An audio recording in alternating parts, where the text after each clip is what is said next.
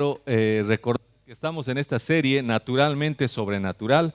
Es una serie que se ha enfocado en ayudarnos a entender que por naturaleza, con nuestra constitución, somos espiritual, mi cuerpo, tenemos una constitución espiritual y por lo tanto es también lo normal que nosotros andemos, nos movamos y vivamos una vida espiritual.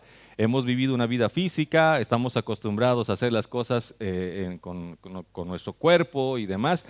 Cuidamos el cuerpo, lo alimentamos, lo peinamos, lo bañamos, hacemos todo, ¿no es cierto? Hasta nos ponemos colágeno, ¿no? Todas las cosas hacemos por el cuerpo. Luego con nuestra alma también, porque es nuestra mente, nuestras emociones. ¿Qué hacemos? Estudiamos, aprendemos, nos capacitamos, fortalecemos nuestra mente desde todos los aspectos posibles, ¿no?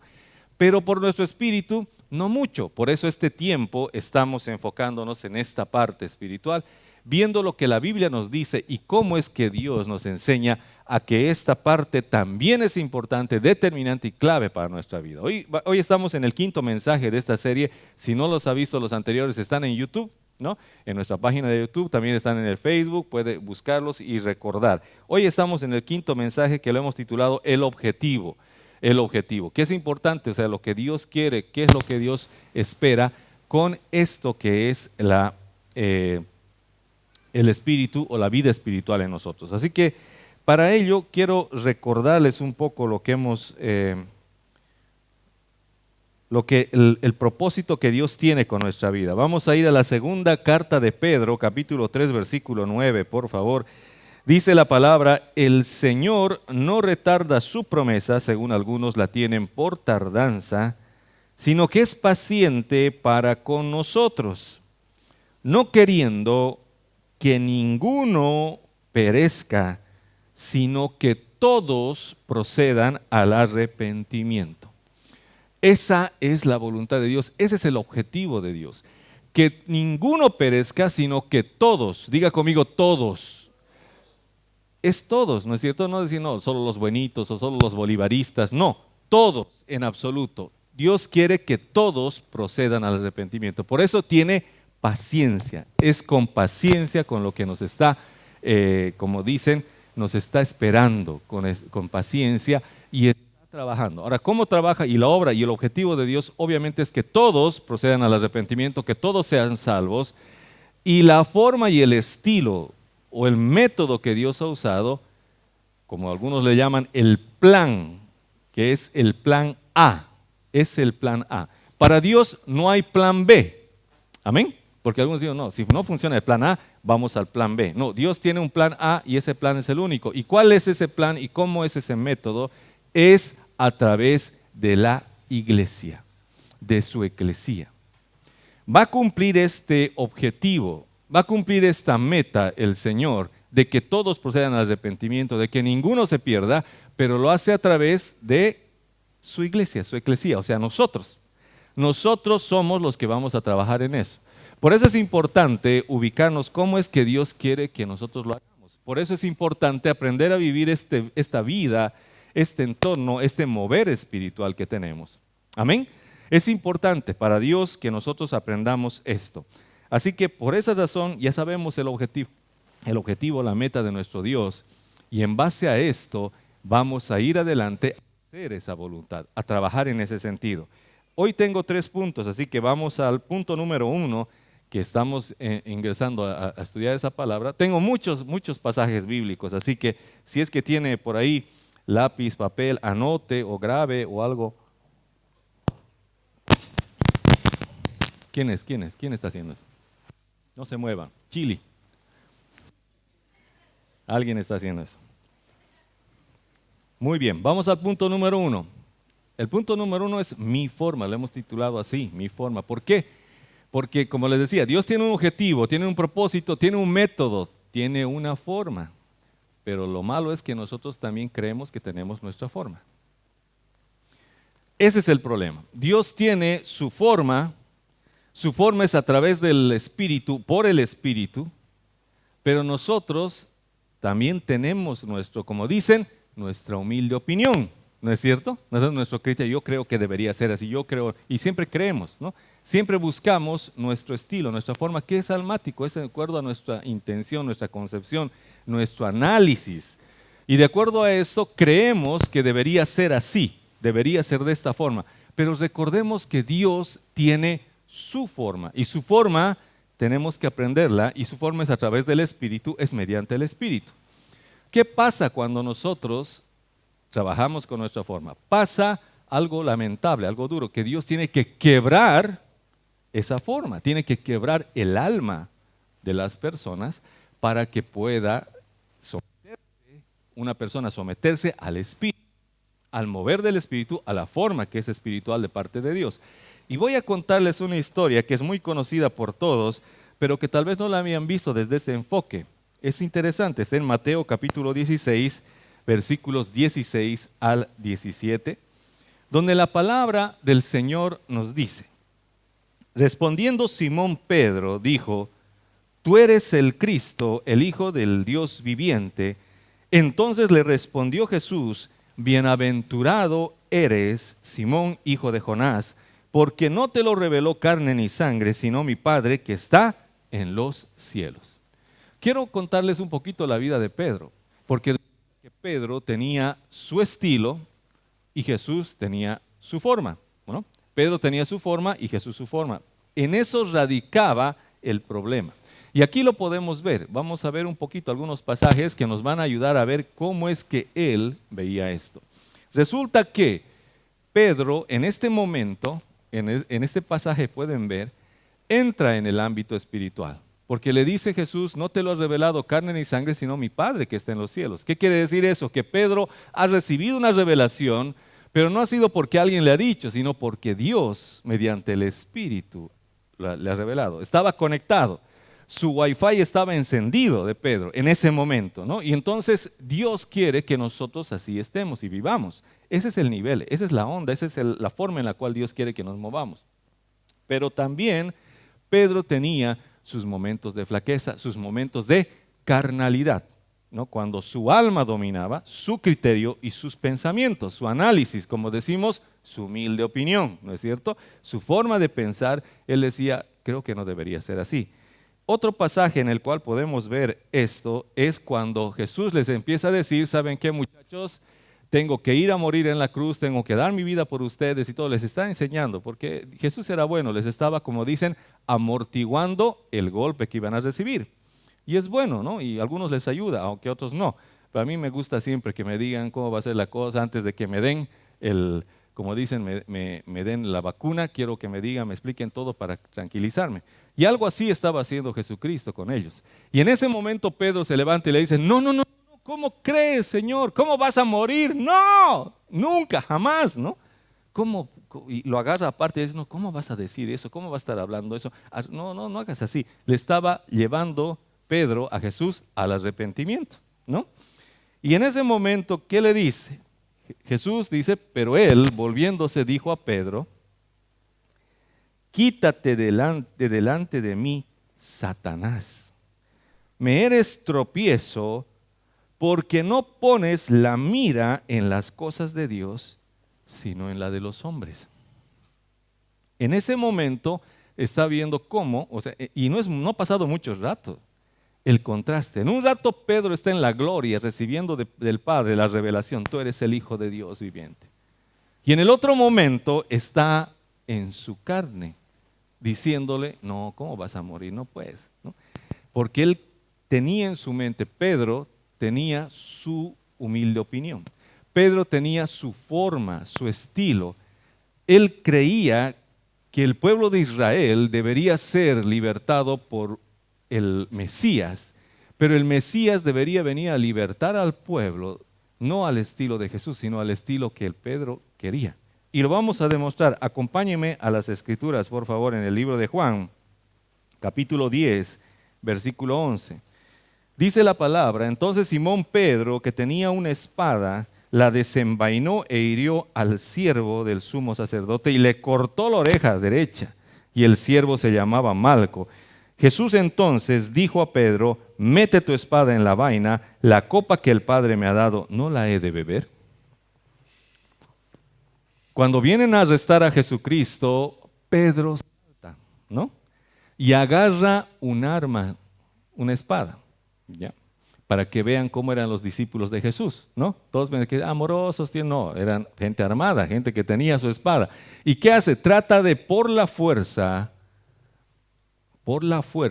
detener eso. Porque él tenía en su mente, en su corazón, en su alma, que no debería ser de esa forma, sino al estilo de Pedro. ¿Y cómo era el estilo de Pedro? Él decía, vamos a las armas. Imagínense, estaba armado, ¿no? Él estaba esperando, yo creo que Pedro estaba esperando el momento que cual Jesucristo diga, muy bien muchachos, ahora sí, vamos a rebelarnos contra los romanos. Y todos agarren su espada y Pedro diga, yo ya la tengo aquí, lista, bien pulida, está lista para... Así estaba Pedro. Y en ese momento Jesús le dice eso, ¿no es cierto? La copa que el Padre me ha dado, ¿acaso no le debe beber? Está diciendo, la forma en la cual Dios va a hacer las cosas, ¿acaso no lo voy a hacer de esa forma? Porque a veces nosotros tenemos nuestro criterio, nuestra alma, nuestro pensamiento, nuestra humilde opinión de cómo deben ser las cosas.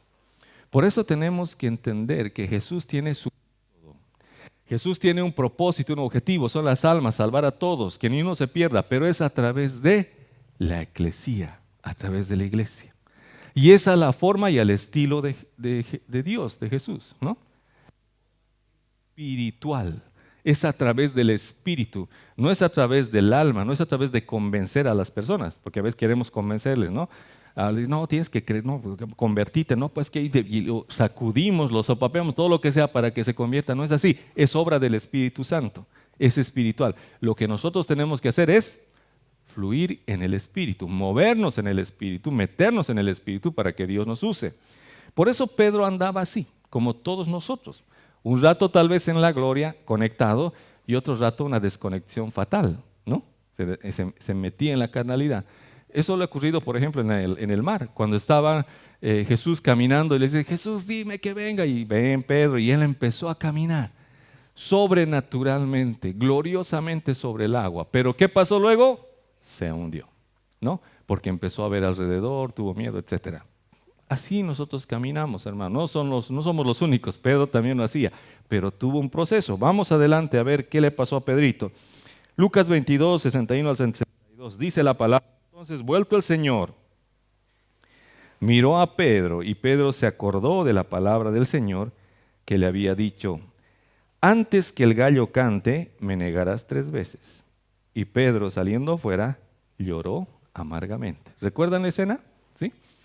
¿Por qué pasó eso? Porque cuando Jesús nuevamente estaba hablando y diciéndole, ¿saben qué? Tengo que ir a la cruz y demás. Y yo sé, cuando me arresten, ustedes se van a asustar, van a huir. Y Pedro, y no, aquí no. Aquí nunca, Señor. Yo estoy contigo, aquí está mi pecho, nunca te voy a negar y todo. Y el Señor le dice, Pedro, antes que el gallo cante 3 veces, o antes que el gallo cante, ¿no? Me vas a haber negado 3 veces. Y Pedro le decía, no, naranjas, no te voy a negar, voy a estar contigo, siempre, ¿no? Porque Pedro pensaba que era de esa forma. Pedro creía que el Mesías iba a liberar al pueblo de Israel, pero por la fuerza, no por el espíritu. No era al estilo de Jesús. Pedro pensaba que era el estilo de la fuerza, el estilo de Pedro. Por eso todos tenemos nuestra forma. Analicemos cómo crees que Dios quiere obrar en ti, en tu familia, en la casa, en la congregación.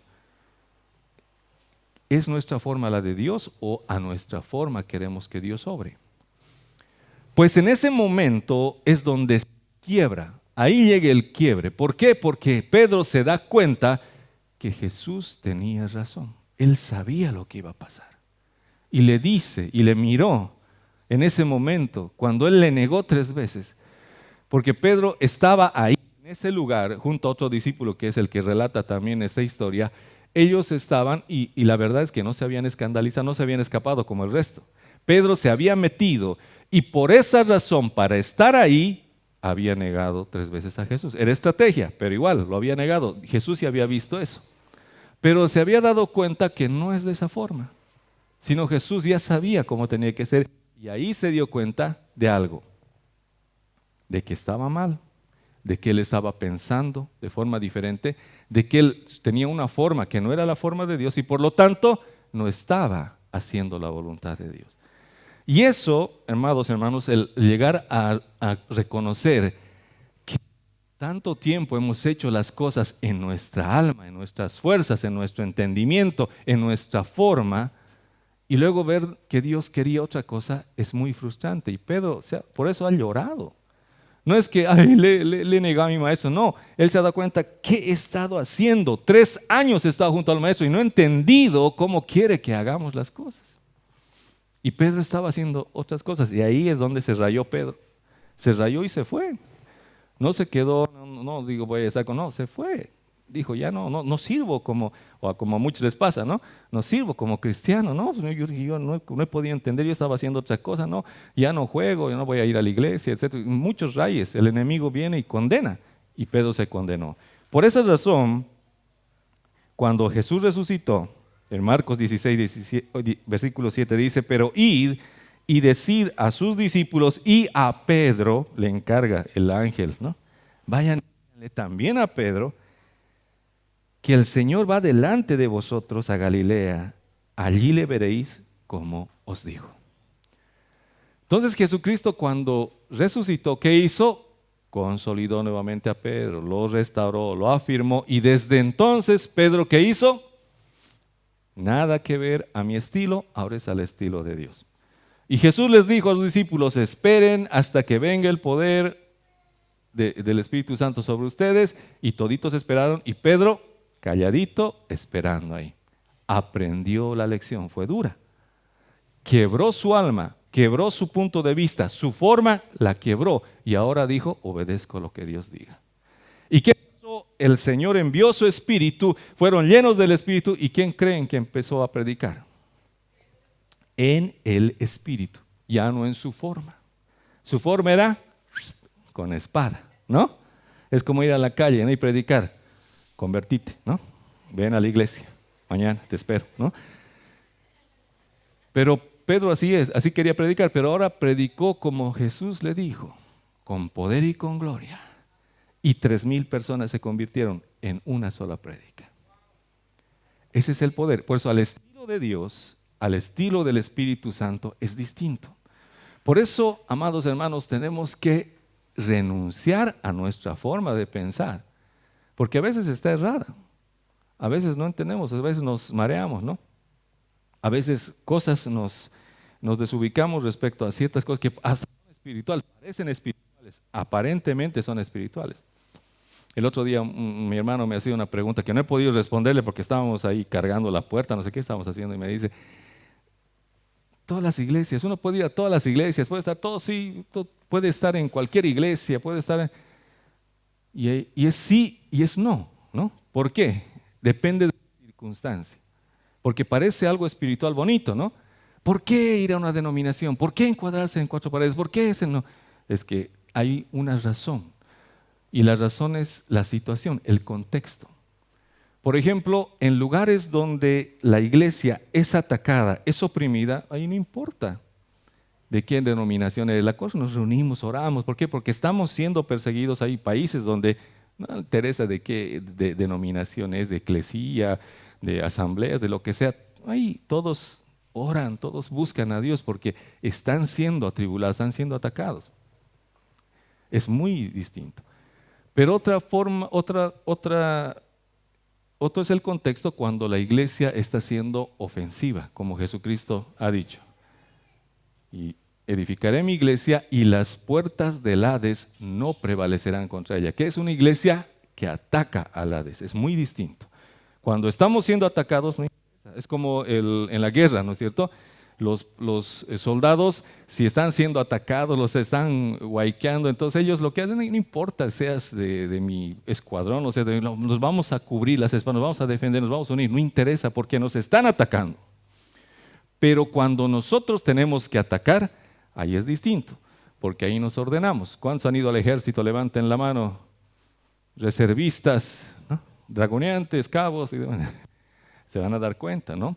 En el ejército hay armas. Unos son infantería, otros son artillería, otros son ingeniería, no comunicaciones, caballería. ¿Por qué? Porque hay estrategia. Porque cuando vamos a ir a la guerra, por ejemplo, yo he prestado mi servicio militar en un batallón de ingeniería. Y nosotros estábamos en ese entonces, ahora ya no. Pues ya no. Ya pasa tiempo, pero en ese entonces, si hubiera habido guerra, nosotros íbamos primero. Los ingenieros, ¿a qué? A hacer reconocimiento. Hay agua, hay alimento, hay cosas, hay que derribar puentes. Todo eso es en un batallón de ingeniería. Una vez que el batallón de ingeniería dice, todo está bien, venga la infantería. Entonces, ahí vienen los piernas sucias, ¿no es cierto? Van avancen porque ellos son de cuerpo a cuerpo. En cambio los artilleros son tranquilos, no están ahí, apretan el botón y el cohete sale. No apretan el botón y el cohete sale. Tienen estrategias, tienen formas, cada quien sabe cómo. ¿No es cierto? Aquí mi hermano Carlos pues me va a respaldar, él sabe, ¿no es cierto? Él entiende. ¿De qué arma eres, Carlos? ¿Qué arma? Infantería, infante, ¿ve? Entonces ellos tienen una especialidad. En la guerra, en el ejército de Jesucristo, así también somos. Cuando estamos a la ofensiva, necesitamos, como eclesía, como cada iglesia local, Dios nos da una visión, un estilo. Y de acuerdo a ese estilo nos dice que tenemos que trabajar. Todos hacemos lo mismo, todos estamos contra el mismo enemigo, pero cada quien tiene una visión, cada iglesia tiene una visión. Por lo tanto, cuando estás trabajando y cuando vas a hacer la obra de Dios, es muy importante que tú estés en una visión y hagas lo que esa visión, lo que Dios ha mandado a esa iglesia local hacer. Porque si todos vamos a estar en todo lugar, vas a decir, bueno, entonces yo voy a hacer discípulos de esta forma o voy a predicar de esta otra forma, todos vamos a hacer un desorden, como un soldado que quiere montar a caballo cuando es infante y que quiere agarrar un tanque. No, tiene cada quien su misión, su propósito, tiene el objetivo. Amén. Por eso tenemos que hacer al estilo de Dios. Nuestro estilo, nuestros criterios puede ser amoroso, podemos tener muchas buenas intenciones, pero el estilo de Dios es clave y tenemos que renunciar a nuestro yo, ¿no es cierto? Ya no vivo yo, sino Cristo vive en mí. Es al estilo de Dios. Todo, no solamente la obra de Dios. Mi vida, mi familia, mi matrimonio, mi hogar, mis hijos, tiene que ser al estilo.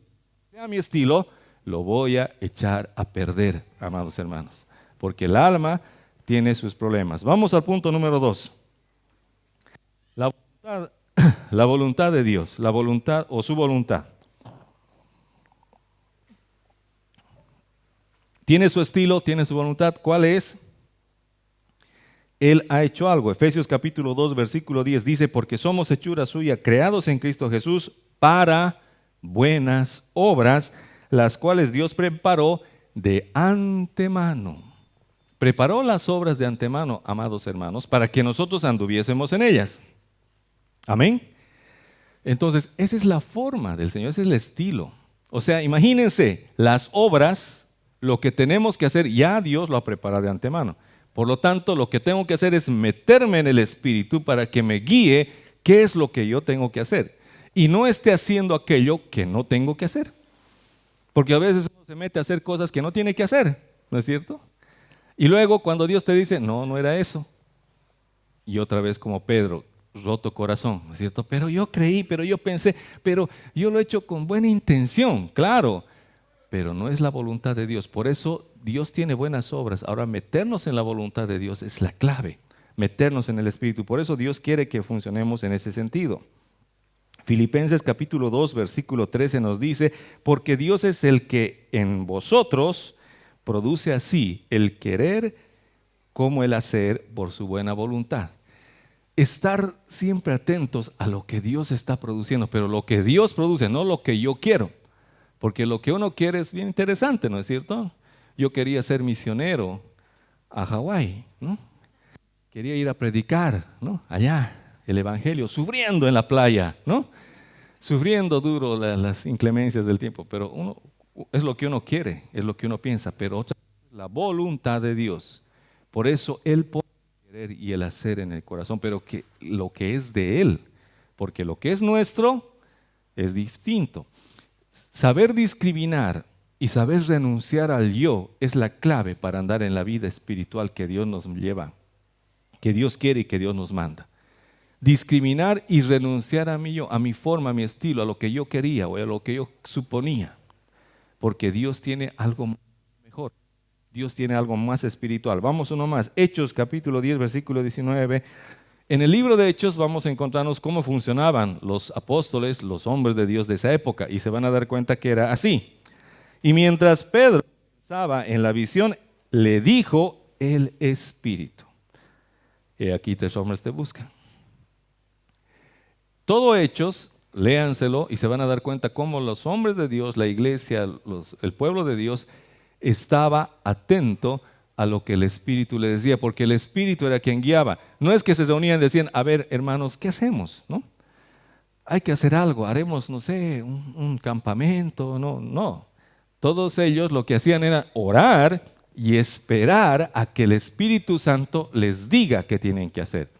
O sea, el Espíritu es el que ordena la vida, no nosotros. Tenemos buenas intenciones, buenas ideas, pero es el Espíritu el que va a ser la clave para nuestra vida. Por eso es que funciona ahí. Vamos uno más. Hechos 13:4 dice: ellos entonces enviados por el Espíritu Santo descendieron a Seleucia y de allí navegaron a Chipre. Eran enviados por el Espíritu Santo. Amén. No era por alguien inteligente, alguien sabio, no. Era por el Espíritu Santo. Hechos 16:6 dice: y atravesando Frigia y la provincia de Galacia, les fue prohibido por el Espíritu Santo. ¿Por qué? El Espíritu Santo también les prohibía.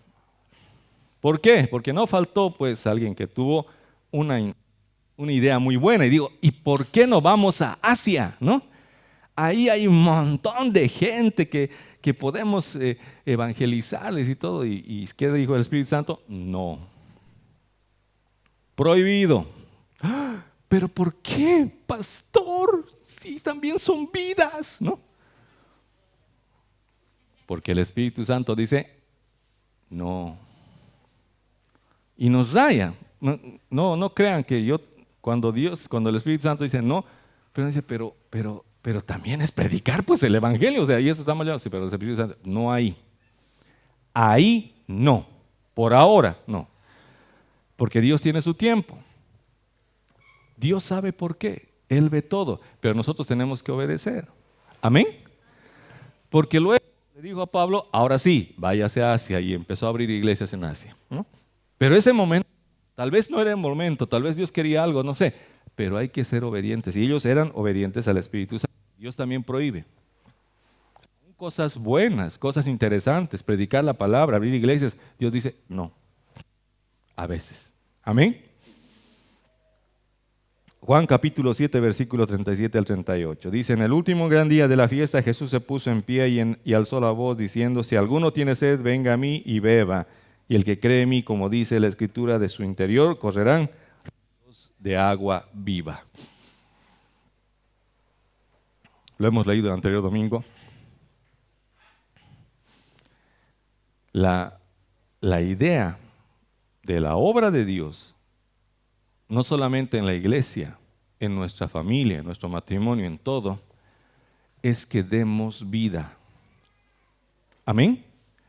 O sea, tenemos espíritu, el Espíritu Santo está en nosotros, y lo que nosotros damos es un fruto para dar vida. Porque cuando no lo hacemos por el Espíritu, no produce vida. Por ejemplo, cuando vas a predicar en tu carne, no va a producir vida. Vas a terminar peleándote con esa persona, ¿no?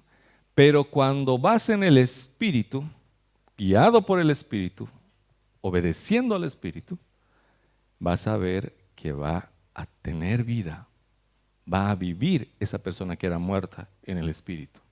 De la misma forma en tu hogar, en tu familia, con tu esposo, con tu esposa. Lo que tenemos que hacer es dar vida a través de una vida espiritual. Ese es el propósito de nuestra existencia espiritual. Vamos a este pasaje, por favor. Juan capítulo 1, versículo 12. Mas a todos los que le recibieron, a los que creen en su nombre, les dio potestad de ser hechos hijos de Dios. Gracias, hermano. Los cuales no son engendrados de sangre, ni de voluntad de carne, ni de voluntad de varón, sino de Dios. Son engendrados por Dios. Por lo tanto, yo no puedo engendrar desde el punto de vista espiritual. Amén. ¿Quién es el que engendra? Es Dios. ¿Quién es el que da vida? Es Dios. Por lo tanto, yo solamente tengo que ser obediente a lo que Dios quiere hacer. Si quiero que mi hogar esté bien, mi esposa esté bien, mis hijos estén bien, tengo que llevar vida. Tengo que obedecer a Dios y hablar palabras de vida. Poder fluir en la vida de Dios. Y ellos van a recibir la vida de Dios. Y van a crecer en esa vida y van a ser fortalecidos. Pero si no, si sigo llevando la palabra de mi alma, mi forma, mi estilo, pues eso va a hacer de que ellos no reciban vida, sino reciban cualquier otra cosa, menos vida de Dios. Por eso es importante la vida de Dios. Vamos a uno más. Juan 6:63. El Espíritu es el que da vida. La carne para nada aprovecha. Amén. La carne, ¿cuál es la carne? Mi forma, mi estilo, mi humilde opinión. ¿Sí? Esa es la carne. Y dice, para nada aprovecha. Amén. Aunque a mí me parezca fabuloso, no, pero esta es una idea, pero no sabe, ¿no? Pero si no es del Espíritu, no aprovecha para nada. Por lo tanto, dice, el Espíritu es el que da vida. Por lo tanto, yo tengo que ser el canal del Espíritu, tengo que llevar la palabra del Espíritu, tengo que llevar la unción del Espíritu. Eso es lo que da vida. Todo lo demás no va a aprovechar de nada. Va a ser buena la conversación, va a ser bueno el tiempo, pero no va a ser bueno, no va a haber vida. Y nosotros estamos destinados a llevar vida. Amén. Tienes que llevar vida. Dile a la persona por ahí, a alguien que tengas de confianza, tienes que llevar vida, tienes que producir vida. Amén. 1 Corintios 15:45, dice la palabra, así también está escrito, fue el primer hombre, Adán, alma viviente. Fue alma viviente, ¿ok? El postrer Adán, o sea Jesucristo, espíritu vivificante. Espíritu vivificante. Por lo tanto, tú ahora tienes al Espíritu Santo, tienes a Jesucristo en tu corazón, por lo tanto tienes al Espíritu vivificante y tienes que dar vida. Tus palabras tienen que ser con vida, tus ideas son con vida, porque estás conectado a partir de ahora al Espíritu Santo. Amén. ¿Estás feliz por eso? ¿Sí? Pero yo sé por experiencia, tengo mucha experiencia en esto, perdonen que lo diga de esta forma, tengo mucha experiencia en cometer errores. ¿Sí? En este ámbito espiritual, ¿por qué? Porque cuando uno entra a la obra espiritual, tiene que aprender a conectarse con el Espíritu para hacer la obra espiritual. Por lo tanto, si no lo hace así, no hay vida. Y he cometido muchos errores. Por eso he puesto un tercer punto, que lo he denominado mi error, ¿ya? Pero no es mío solamente, quiero que ustedes también pues se unan a mí, no en errar, sino en que reconocer que tenemos algún error, ¿no? O no han cometido errores, ¿no? Solo todos, excepto Benji, todos nos hemos desconectado alguna vez del Espíritu Santo, ¿no?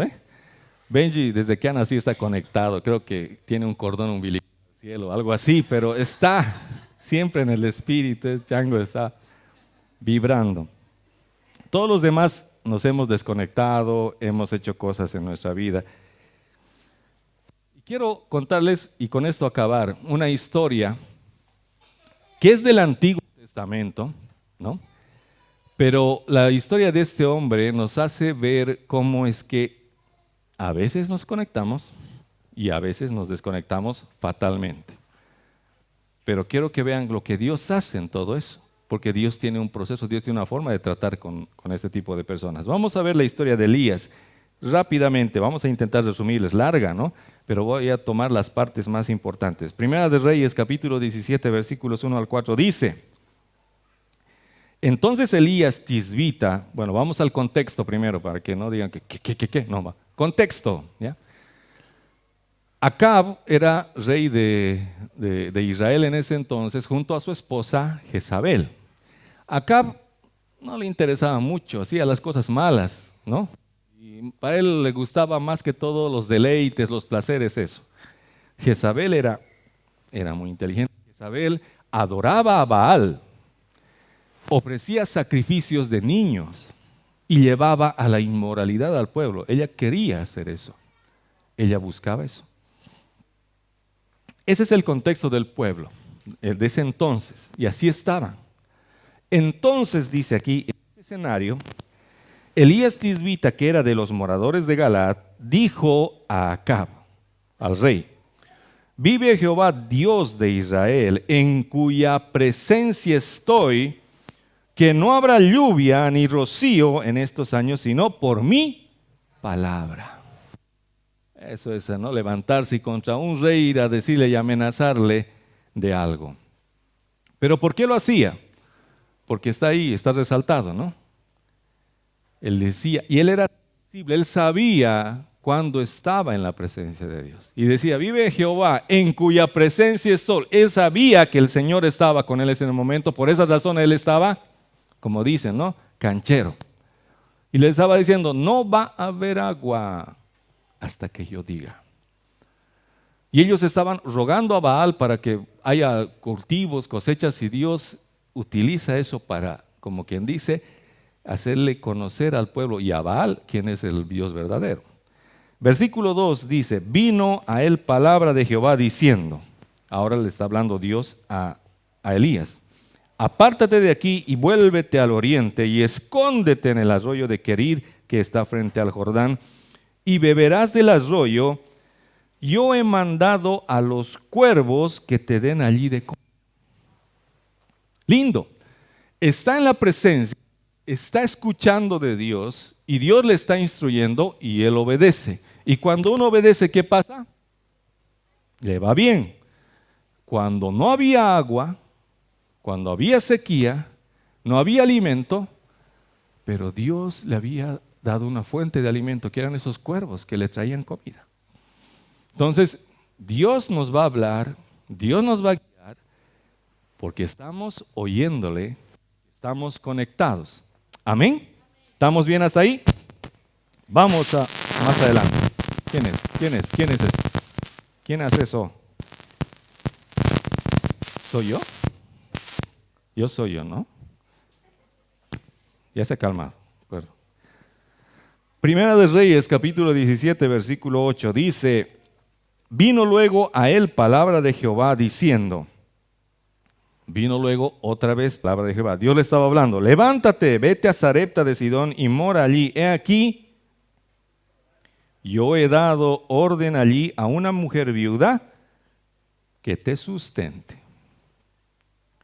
Estaba en el espíritu, oía de Dios la dirección y él obedecía, y cuando iba, había sustento. Es muy importante por eso estar conectados, estar atentos. Amén.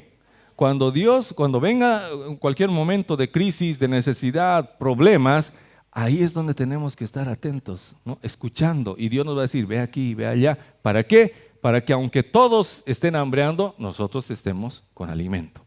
Amén. Eso es lo que Dios quiere. Vamos un poquito más adelante. Primera de Reyes 18, del 1 al 2 dice: pasados muchos días, vino palabra de Jehová a Elías en el tercer año. Imagínense, 3 años ya habían pasado, ¿sí?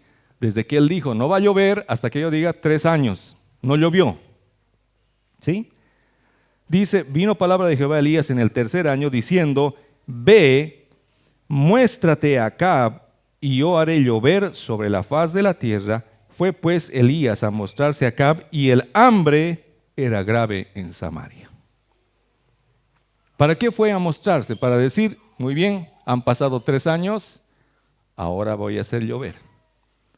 Ahora voy a hablar para que llueva.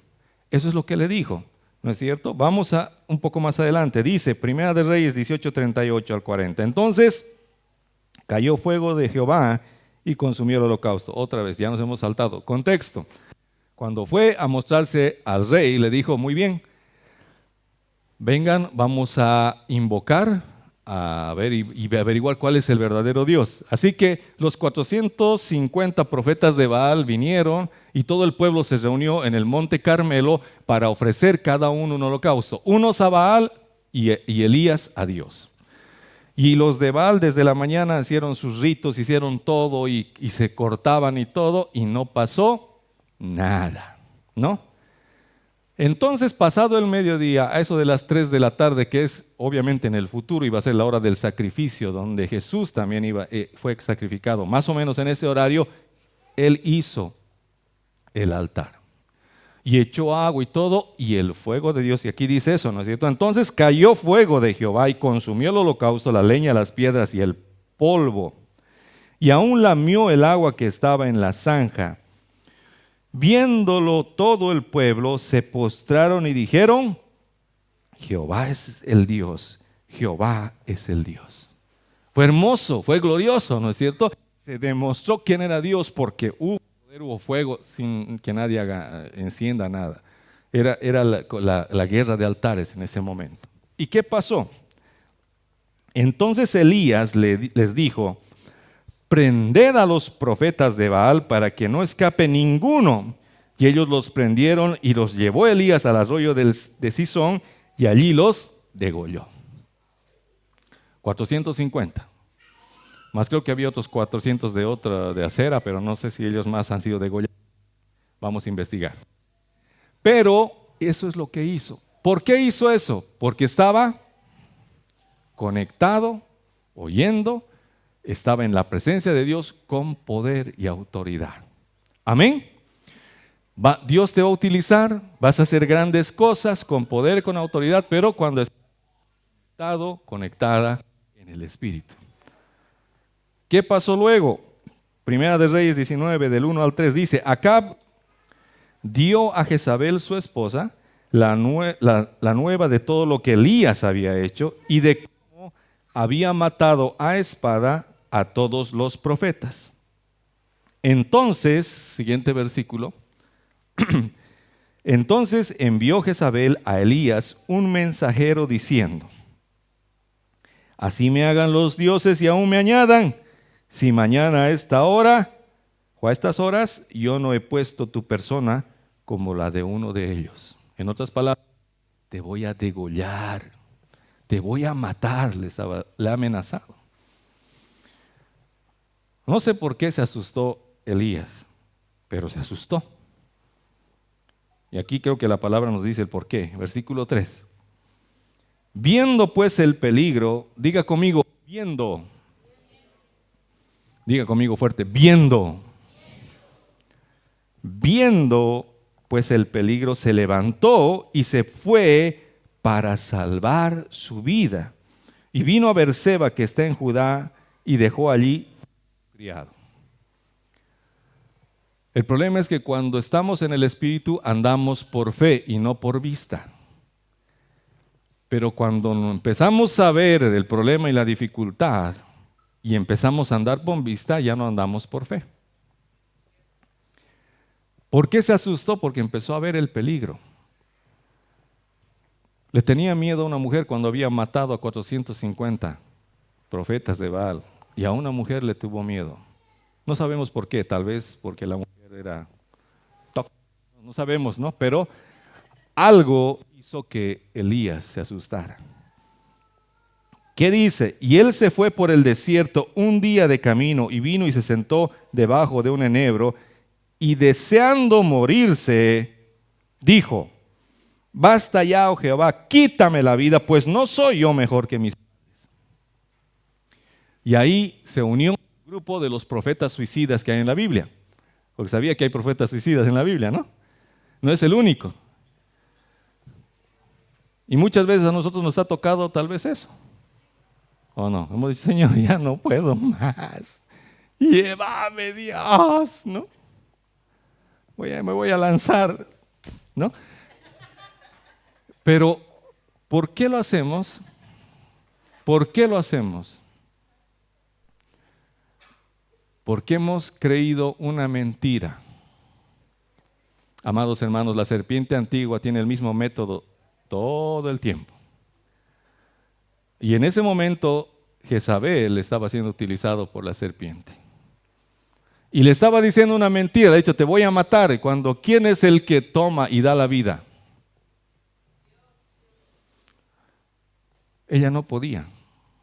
Y él se asusta, él cree, él ve y se desconecta. Y entonces corre por su alma, por su vida, pensando que él va a salvar su vida. Y el Señor es claro cuando diga, el que quiera salvar su vida, perderá. Pero el que pierda su vida por causa mía, la salvará. Amados hermanos, ¿por qué nos deprimimos? ¿Por qué viene la depresión, ansiedad y todas las ramas anexas? Porque creemos mentiras del diablo. Y esa era una mentira. Aquel que había sido respaldado por Dios para hacer lo que hizo hasta ese momento, hacer parar el agua por 3 años y medio, para matar a los esos de Baal, y hacer que esos 2 altares muestren la gloria de Dios, que creyó una mentira y por eso estaba a punto de perder la vida. No por la mujer, por él mismo. Él quería suicidarse, como hemos dicho, ¿no es cierto? Versículo 5, y echándose debajo del enebro, se quedó dormido, y aquí luego un ángel le tocó, a que no saben quién era, ¿no? Y le dijo, levántate, come. Entonces él miró, y aquí a su cabecera una torta cocida sobre las ascuas y una vasija de agua, y comió y bebió, y volvió a dormirse. ¿Quién le dio de comer? ¿Es? Un ángel. En el Antiguo Testamento el ángel de Jehová es Jesucristo mismo. Versículo 7 dice, y volviendo el ángel de Jehová, volvió, ya sabemos quién era ese ángel, el ángel de Jehová, la segunda vez lo tocó diciendo, levántate y come, porque largo camino te resta. Y se levantó pues y comió y bebió, y fortalecido con aquella comida, caminó 40 días y 40 noches hasta Horeb, al monte de Dios. Horeb, el monte de Dios, es el monte Sión. El monte donde se ha establecido, monte Sinaí. Monte Sinaí es donde fue establecida la ley.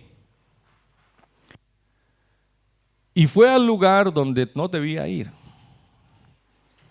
Si vamos a ver el simbolismo, nosotros cuando estamos en algún problema tenemos que ir a la gracia, no a la ley. Porque cuando vas a la ley, vas a morir.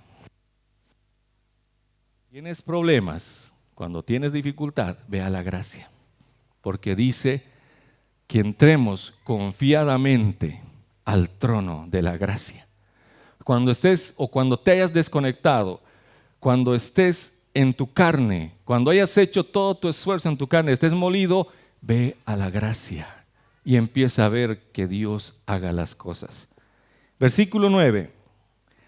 Y allí se metió en una cueva donde pasó la noche, y vino a él palabra de Jehová, el cual dijo, ¿qué haces aquí, Elías? Ahora, lea la pregunta. No le está diciendo, ¿qué haces ahí, Elías? Porque es distinto, ¿no es cierto? Porque yo les puedo decir, ¿qué haces ahí, Smiker? Porque él está allá y yo estoy aquí. Pero si él estuviera aquí o yo estuviera ahí, le diría, ¿qué haces aquí? ¿Qué quiere decir eso? Que Dios estaba junto a él. Amén. Vamos ahora a entender lo que nos dice esta historia. Simplemente nos está hablando de Elías, de cómo está en la gloria, conectado en el espíritu, y luego cae en la carne, se asusta y hace todas las cosas, se quiere matar, como todos nosotros. Entra en depresión, tiene problemas, está en el momento de su espiritualidad y el momento de su carnalidad. Y en nosotros ocurre lo mismo. Hay días en los cuales hemos estado en el espíritu glorioso, hemos visto la gloria de Dios, milagros, señales, prodigios, Y hemos visto momentos donde hemos caído en nuestra carne, hemos estado totalmente desconectados del Señor, no hemos querido nada con Dios, no hemos querido hacer ni acercarnos a Dios, ni a la iglesia, ni a nada. ¿Qué pasó en ese momento? Y podemos ver que en ese momento, cuando estás desconectado como Elías, cuando estás en la cueva donde no tenías que estar, cuando has vuelto hasta la ley a hacer las cosas de las que no tenías que hacer, Dios está ahí contigo. Dios está ahí contigo. Pese a tu carnalidad, pese a haberte alejado, pese a haber andado en la carne en vez del Espíritu, Dios está ahí. Y no solamente eso, sino cuando Elías estaba en el Espíritu haciendo milagros, señales y prodigios, Dios lo alimentaba a través de cuervos y a través de una viuda. Pero cuando Elías estaba en un momento de su carne, alejado de la vez de Dios, de la voluntad de Dios y desconectado, Dios mismo iba y lo alimentaba. Eso es gracia. Eso es gracia. Con esto no te digo, entonces qué lindo estar en la carne, no. Pero quiero recordarte que en esos momentos de tu carnalidad, de cuando has estado alejado de Dios, tú has creído estar alejado de Dios, pero Dios te ha dicho, ¿qué haces aquí? Smiker. ¿Qué haces aquí, Richard? ¿Qué haces aquí, Angélica? Él está aquí. Él ha estado ahí. Él siempre va a estar ahí. Y te va a alimentar. Y Él te va a servir. Amén. Te invito a que te pongas de pies.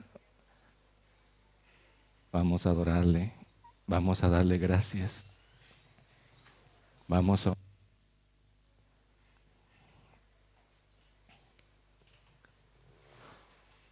Él es digno de la gloria. Él quiere que vivas en el Espíritu. Él quiere que te muevas en ese nivel. Pero aun cuando no has podido y te ha faltado y has caído, Él nunca te ha dejado, ni te va a dejar. Porque la palabra dice, el que comenzó en ti la buena obra, será fiel en completarla hasta el día en el que... Gracias, Padre. Gracias por tu palabra.